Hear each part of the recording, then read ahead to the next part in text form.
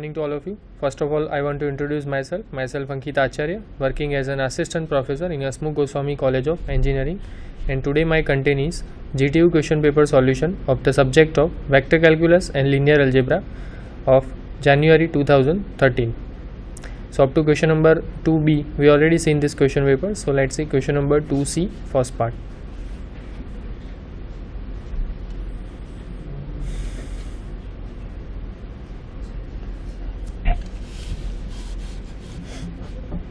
Question 2c, first part.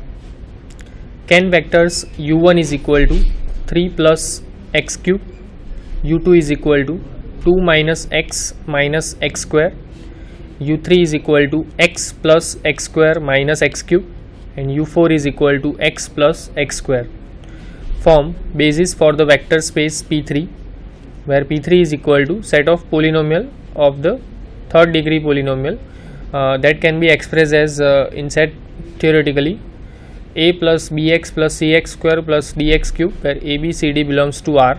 These all are real numbers a b c d. Now here we have four polynomials u1, u2, u3, u4, and we know that dimension of P3 is equal to 4, right? In general dimension of Pn is equal to n plus 1. So dimension of P3 is equal to 4. So to check that the given four polynomials are basis vectors for P3 or not, for that we use one important theorem here. Let S is equal to, here is a theorem, let S is equal to u1, u2, u3, u4. Here we use one theorem which says that if dimension of V is equal to n and S contains n elements, then S is basis for V if S is linearly independent or S spans V. So normally we know that the definition of basis is for that we have to prove two conditions. First one is linearly independence and second one is span. So that means B is a basis for a vector space V if first condition is B is linearly independent and second is span of B, that is equal to vector space V. But if dimension of V is equal to n, that we know, and if B contains exactly n elements, then one of the condition if satisfied, either linearly independent or span, then directly you can say that B is basis for vector space V. So the same that theorem we want to use here. We know that dimension of P3 is equal to 4, and here we have four polynomials u1, u2, u3, u4.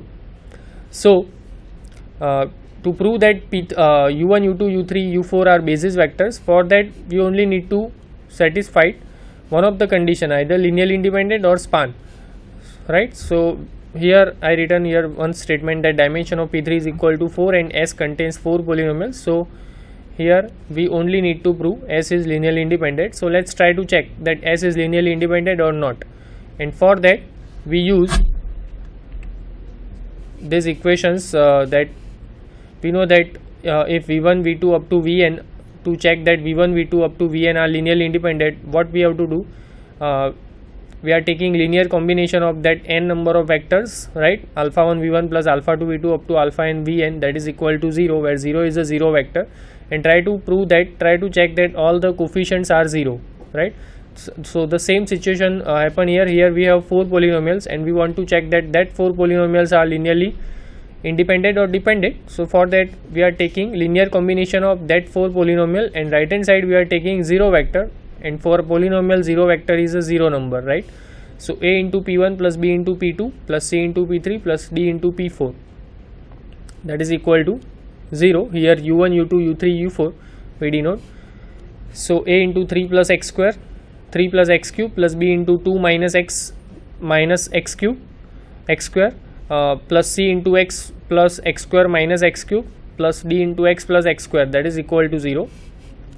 So the coefficient, the constant term from this step is 3a plus 2b. The coefficient of x is minus b plus c plus d into x. Then coefficient of x square is minus b plus c plus d into x square, and the coefficient of x cube, that is a minus c into x cube, that is equal to 0. So comparing the left hand side part and right hand side part, we get that 3a plus 2b is equal to 0. Now these two are same. You can see the coefficient of x and the coefficient of x square, that both are same, right? So only one equations from that two terms, we get minus b plus c plus d is equal to 0, and the coefficient of x cube is a minus c, so a minus c is equal to 0. Now we want to find the a b c d, right, the value of a b c d, and for that we use augmented matrix for the given equations. Here is the first row is coming from the first equation, that is coefficient of a b c d, and right hand side is 0, so this last column is 0, right? The first row is coefficient of a b c d from the first equation, that is 3 2 0 0.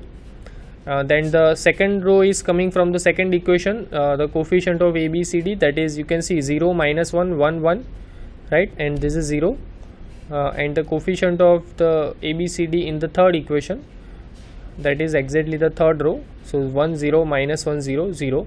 Now this augmented matrix we have to convert into a row echelon form, right, and from that row echelon form matrix we can solve, we can easily find the value of a b c d. So here we are converting this matrix, this augmented matrix, into row echelon form matrix. So here is a sum row process we are doing here. First of all, R13 we are interchanging first and third row, because in third row we have leading entry 1, right? So for that that leading entry 1 we want here first element as a first element of the first row, so that's why we are interchanging first and third row.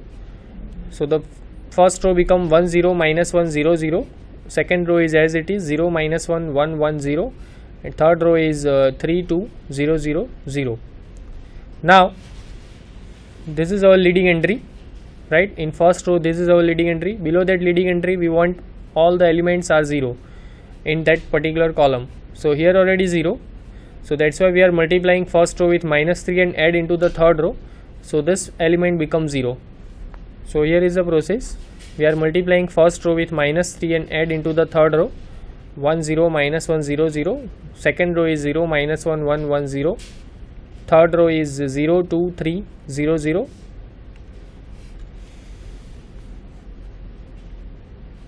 one 0 minus 1 0 0, right? The second row is now this is leading entry in first row, this is our leading entry. Below that leading entry we are already 0 here. Now in second row this is our leading entry, below that leading entry we want to make 0 here, right? So that's why we are multiplying second row with 2 and add into the third row, so this element becomes 0 using that process. So here is a process that can be written as R23 2. That means we are multiplying second row with 2 and add into the third row. So the first and second row are as it is, 1 0 minus 1 0 0, 0 minus 1 1 1 0. The third row become 0 0, then 3 plus 2 5, and then 0 plus 2 2 0, right? So now you can see this matrix is in row echelon form. This is our leading entry in first row, below that leading entry we have 0. In second row this is our leading entry, below that leading entry we have 0. So clearly this matrix is in row echelon form matrix, and from that row echelon form matrix we can write these equations. The first equation is a minus c is equal to 0, the second is minus b plus c plus d is equal to 0, and the third equation is coming from the third row, that is 5c plus 2d is equal to 0. But you can see the first, second and third column we have leading entry, but the fourth column we don't have any leading entry, and the fourth column is for d, right? The first column is for a, second for b, third for c, and the fourth column for d. So we have to take we have now one free variable, and which is d, right? Because in fourth column we don't have any leading entry, so that's why I take d is equal to k, and hence c is equal to minus 2k plus d. Put the value of d in the last equations, and put the value of c and d in the first equation. You will get a and b, the value of a and b, right? Because already a is equal to c, so c is equal to minus 2k by 5, so a is also minus 2k by 5, and put the value of a, b, a, c and d in second equation. You will get the value of b. Now you can see the this A B C D, we are not getting A B C D all are 0, right? So that's why S is not linearly independent. These four polynomials are not linearly independent, because when you take K is non-zero, corresponding to that non-zero value, you are already getting all the non-zero values A, B, C. So for that, what happen? For non-zero coefficients, we are getting A u1 plus B u2 plus C u3 plus D u4 is equal to 0. So if that four polynomials are linearly independent, that is not possible. So that's why these four polynomials are not linearly independent, they are linearly dependent, and that's why S is not a basis for P3. Okay, so here they complete the solution of this question. The next question 2C, second part.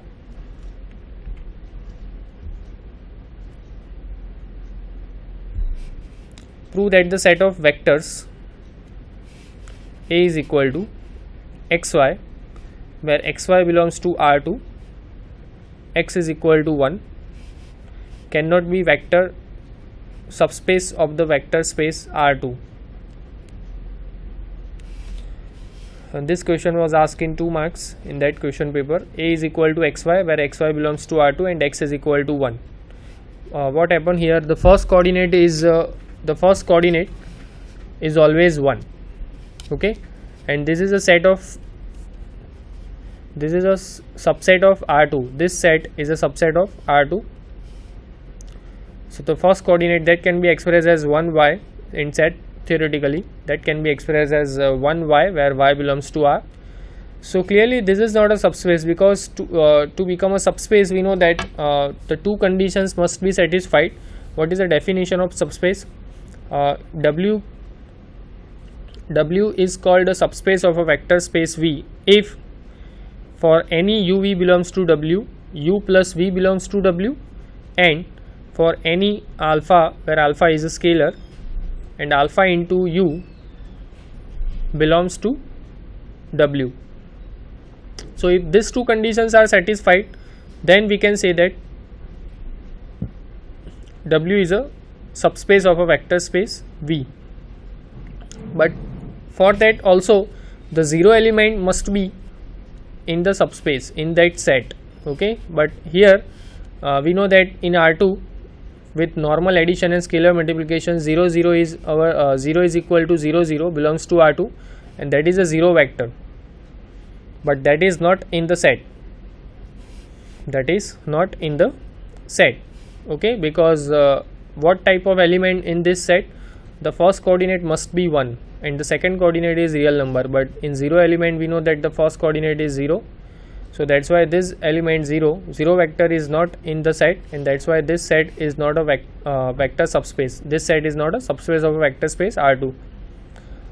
Or in other words, you can also prove that you are taking two elements, one by one, right? Call it A is equal to 1 by 1 and B is equal to 1 by 2, and take addition of that two element A plus B, that is equal to 1 plus 1, then y1 plus y2. So 2 y1 plus y2, 2 y1 plus y2. Okay, so you can using this method you can also prove that this set is not a subspace of a vector space R2. Okay, so this question was complete. Question 2C, second part. Next question. Expand the linearly independent set S is equal to 1 1 1 1 1 2 1 2 to be a basis for R4. This question was asked in 4 marks, and for that what we have to do, we choose A to be standard basis for R4. We know that what are the standard bases? 1 0 0 0, 0 1 0 0, 0 0 1 0 and 0 0 0 1, right? These 4 vectors are standard bases. Now we create a set S union A and construct the matrix. Here we have 4. Now just try to understand the question. First of all, expand the linearly independent set S. This two, that means what? These two vectors are linearly independent, right? That is clear. That is already given in the statement. But we have to expand this linearly independent set that such that we can make a basis for R4, and we know that dimension of R4 is equal to 4.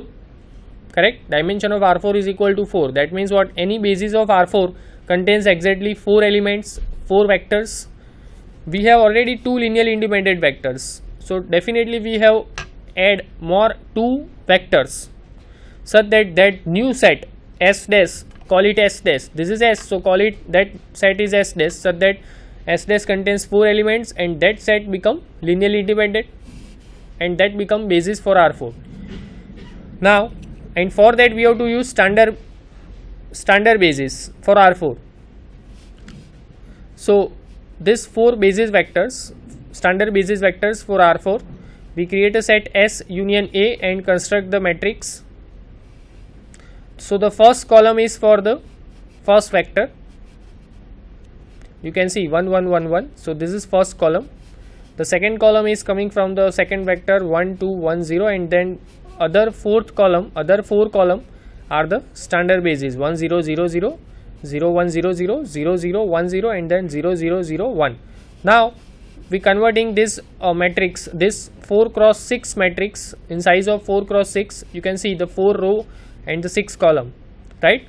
So this matrix is in size of 4 cross 6. Convert into a augmented row echelon form matrix. So we are multiplying first row with -1 and add into the second, third and fourth row. So we reduce the matrix to row echelon form. The first row is as it is 1 1 1 0 0 0. The second row become, see, 1 minus 1 0 0, then 2 minus 1 1, then minus 1 1 0 0. Okay, so 0 1 minus 1 1 0 0, correct? Then multiplying first row with -1 and add into the third row. So let's see what happened. The third row become now 1 minus 1 0, then 0 minus 1 0 1 0, right? So 0